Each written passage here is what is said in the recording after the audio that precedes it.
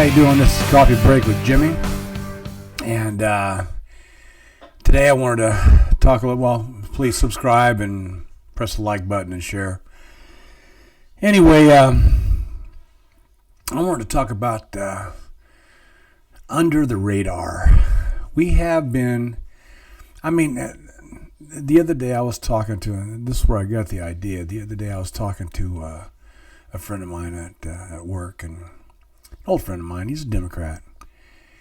And, he goes, I didn't vote for Donald Trump. I didn't vote for him in 16 or 20. And he goes, but you know what he did in 16? And I realized that he got ripped off in 20. And there's a lot of Democrats that realize that, people that I know. Anyway, it's one of those things that you realize after a while if you know the numbers, and there's no way Biden could have got that many votes, but he said I voted for him in 24, and he goes, because you know what, I started thinking about what he did in his first round, in his first administration, and the things that he did, and how Biden just tore it all apart, and how he did so much more than any other president has ever done. I mean, he went on and on about different things about Donald Trump. And I voted for him in 24. And he goes, and I'm a Democrat, but I voted for him because I felt like he was the best. And this was like, it was so refreshing to hear. And he goes, this was the best option we had for our country. Wow. What a brainstorm, okay? Best option we had for our country. It's just like, this was like the third or fourth Democrat friend of mine that actually did this, voted for Trump, and said that they didn't like him at first. They really didn't have a reason not to like him. It was just a lot of the Democrats were out there saying, well, Trump's doing this, and Trump's, no one hated Trump at first. I mean, you can go back to the 80s when Trump was, I guess he was a bit of a playboy, right? And I always kind of liked his way about it, about the way he handled himself. And when he talked about politics, he would say things that didn't lead you to believe that he was a Republican or a Democrat. I always kind of thought he was a Democrat, actually. But I just liked his way. I liked his style. And I always thought he was a cool cat. And anyway, the one thing that I really liked about Trump, more than anything else, is that he'd always say, I don't like the way we're getting ripped off by our own country. I don't like the way we're getting ripped off by other countries. Well, lo and behold, he runs for president, and this is what sticks in my mind. And I think there was a lot of people out there that felt the same way. Because he did win his election. He didn't get the popular vote, but he did win the Electoral College. But he started, right away he went to work. I mean, this wasn't a guy that was just going to do a few things here, touch on this a little bit. You can go to Barack Obama, you can look at Barack Obama. What does he have that says, this is what Barack Obama did? The only thing I can think of was Obamacare. That's the only thing I can think. And Obama phones, that's the only thing that I can think of that he ever really did. Okay? And he was actually, and this what I'm going to talk about today, he was actually more of a puppet. Him and Joe Biden both. Because when I'm talking about under the radar, the people don't talk about it. You go to a coffee shop, or you go someplace, you talk to somebody, your friends and stuff. No one really wants to talk about politics. Once in a while they do, but most of the time they don't want to talk about it. Because they don't feel like they're going to be able to do anything about it. And they've got a job to do, and they're going to go to work, and they got this and that, they got water to run, they got, most of my friends are farmers, and, they got this to cut, they got some hay to cut, or they got some winter forage to cut, or so on. And that's what they want to talk about, by and large. Or they want to talk about cows, which I'll talk about cows, because that's what I do. But they don't really talk about politics. Democrats don't really talk about politics. In fact, anymore, you can't even get a debate with a Democrat. There was a friend of mine. It was Dr. John Williams. He was a Democrat. I've known him all my life, and him and I used to debate different things. I wasn't always a Republican, but I was always conservative. I was always Republican leaning. When I joined the Marine Corps, when I was 17, and when I actually voted for the first time, I voted as an independent because being a Marine, I'm apolitical. Okay, I'm a Marine. I fought. I put my hand up to defend our country, foreign and domestic, and that was what I stood for, defending our country. So being a Marine, you're just green. You're not Democrat. You're not Republican. And even in the Marine Corps, none of us really talked about that much, about politics. Once in a while, we talk a little bit, but not much. So I kind of kept that mantra on as an independent. But not always, but I voted for a Republican most of the time. And there were a few Democrats, a few policies that I voted for that was Democrat-leaning, that was liberal-leaning, but not very often. But when Donald Trump decided he was going to run for president, I said, I want to vote for this guy. So then I became a Republican. And so I can vote for him in the primaries, and I went ahead and voted for him for president, too. But this friend of mine, this Dr. Williams, we used to talk back and forth about, and we would debate. He would have ideas, I'd have ideas. We'd talk about different things. And we still have coffee together. We still laugh and joke. I've known him all my life, had all the respect in the world for him. But we had some of our ideas were a little bit different. Some of our ideas were the same. And him being a Democrat and me being a Republican. So you would have that a lot of times. But anymore, there's such a divisive between Democrats and Republicans that you can't get them together to debate anything or to talk about anything. It almost ends up in a fight most of the time, or an argument anyway.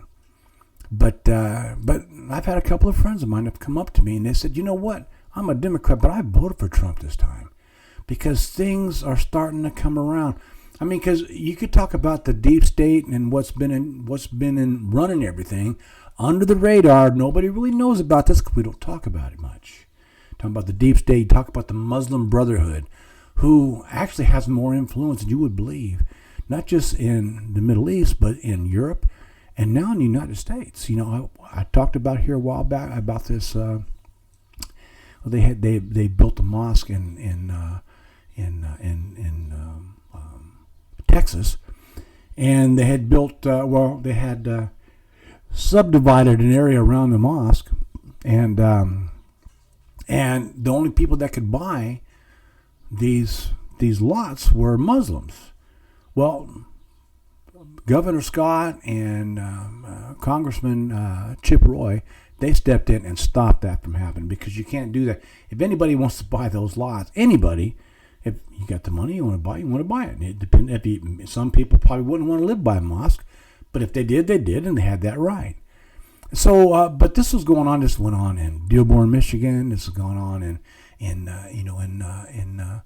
Minnesota, in St. Paul, and Minneapolis, Minnesota. And this has been a lot of stuff been going underneath the radar, just like when you were a kid. You know, the indoctrination of the Liberal Party. It started when you were in school in kindergarten and went on from there. And this indoctrination started there and it went on and on. Because I can remember when I was a kid, when they would try to get me to believe certain things in a certain way, which was liberal, which was Democrat. Because my mother and father believed the same way. When I was little, they believed the same, because my mom and dad were John F. Kennedy Democrats. So it was easy for me to follow that lead. But after a while, after you got a little bit older, you started, figuring things out on your own, saying, wait a minute, this doesn't sound right. And then you can start kind of believing a little bit differently. That's why I became an independent, and instead of Republican I didn't want to affiliate myself with one idea or another. I just wanted to be in the middle, independent. And then if I wanted to vote Republican, I could. If I wanted to vote Democrat, I could. But all this stuff went underneath the radar. Everything. The Muslim Brotherhood, how they've been running everything. And they've been running more than what you think. And it's infiltrated into Europe, and now it's coming into the United States. And where they're going to try to run everything. That's their whole idea. And the banks of London, they're in charge of a lot of the Middle East, the money in the Middle East, the stuff that's going on over there, the Midnight Hammer. Okay, let's talk about that a little bit. When Trump came in with the Midnight Hammer and he bombed Iran to bomb their sites of where they were spinning their uranium and make nuclear weapons, nuclear bombs, he bombed that. But some say that goes down 20 stories or better. And they don't know if the bombs actually reached that part. That's why they keep saying they still have 100 pounds or 1,000 pounds of this spun uranium at 90%, 90% grade, where it's weapons grade rather. And they say they still have that. Is that where it's located at? Is it underground? Is it that deep that maybe our bombs, the bombs that President Trump dropped, maybe didn't reach them? I know right now Iran is decimated. Their Air Force is wiped out. Their Navy is wiped out. The IRGC is still in effect. They still have their military there. And I don't know why, and I still think that they're going to need to put boots on the ground to complete this in Iran, because they can't stop, okay? They can't do what they did in Kuwait, what George H.W. Bush did. He went in and he moved Iraq out of Kuwait, then he stopped. Now there's no telling what happened after that, but maybe September 11th might not have happened. I don't know. That was past history, so we don't know if that would have stopped that or not. But we can't stop with Iran now. We've got to get rid of the mullahs. We've got to get rid of their administration. They can't still be in charge. I don't even know what they're going to sign on this. Because let's face it, Iran, the mullahs, they have gone back on every treaty, everything they've ever signed.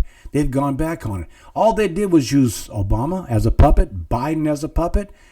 They didn't do anything that they wanted, that they signed for them to do, that they agreed to do. None of that happened, because their whole idea on Iran is to end the West. They want to kill the Satan, the big Satan, which is us, America.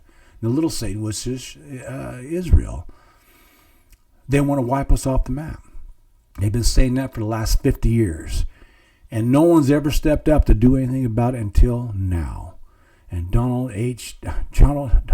Trump is the one to get it done. And that's why it's got to be completed. And it will be completed before the midterms happen, I believe. I believe this is going to happen in the next couple of weeks or so, because this ceasefire has gone on long enough.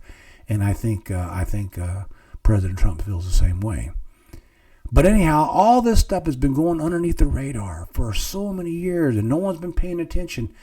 But now it seems as though they are. I mean, look at Pratt. I mean, he is really smoking there in L.A., running for mayor of L.A. I mean, he's doing a heck of a job down there. I think he might even become the mayor of L.A. Look at what Steve Hilton is doing and Chad Bianco's doing, running for governor in California. I think California is starting to open their eyes and say, hey, we need a change. Even though we're the fourth largest economy in the world, we're still in a hole. We're in such a hole. Why are we so far in the hole like we are now, financially? Okay, we shouldn't be. We should have money in the bank. We should have a surplus. But I think Pratt will win in Los Angeles. I don't think this Rahman or she's one that she used to be part of.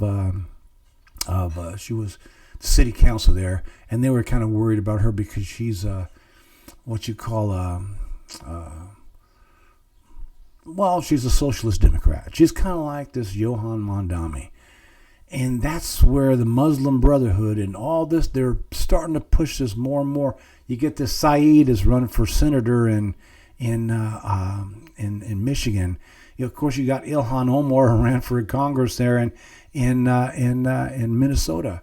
And I don't think she's going to last much longer either. But they're starting to infiltrate our system. And they want to take over. That's all there is to it. And even so, they're going on saying about the Hispanic people, Mexican people. They want California, Arizona, New Mexico, and Nevada. They want back that they say that belongs to Mexico. Well, no, it doesn't. Remember the Alamo? I mean, we fought for that. We developed these other states.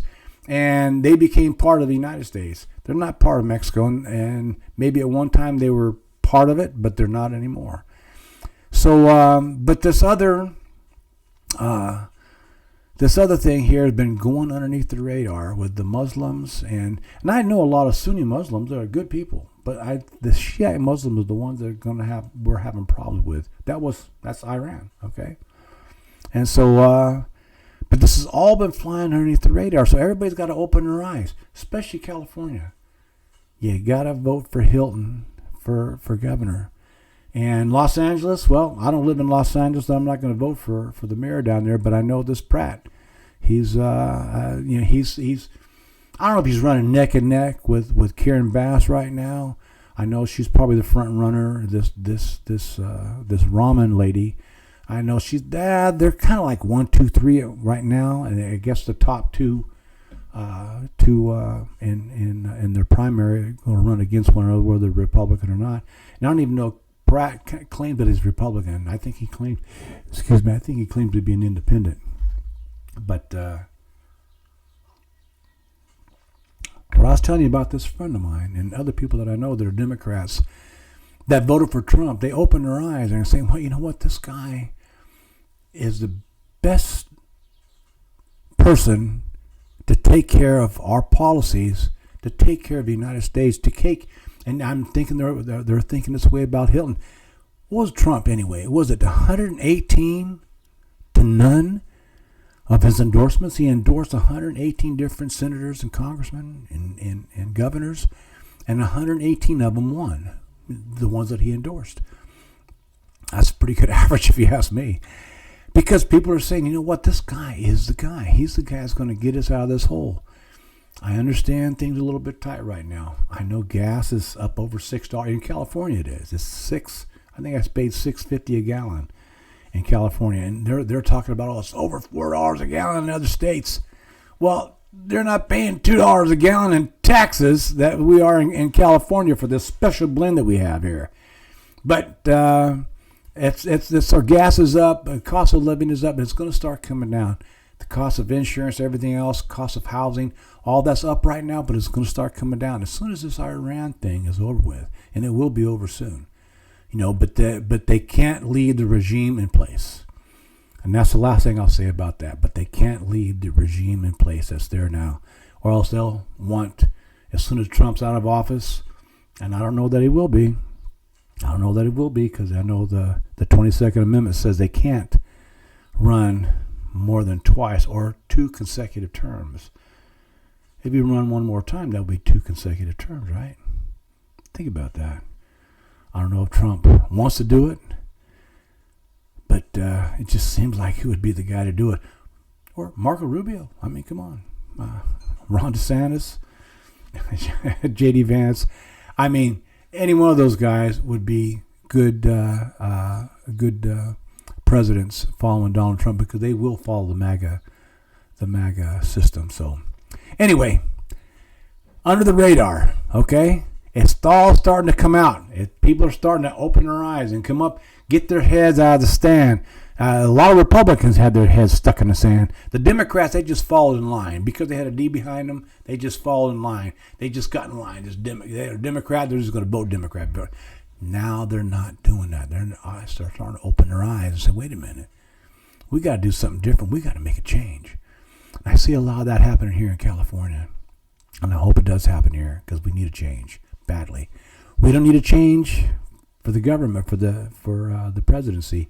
We need to keep the MAGA movement intact and going from here. And I would like to see Donald Trump run again, if that can possibly happen. Anyhow, this is Coffee Break with Jimmy. Please subscribe, hit that notification bell so notified next time I'm on, and share, and please comment. I'd like to hear your comments. Thanks. Talk to you later.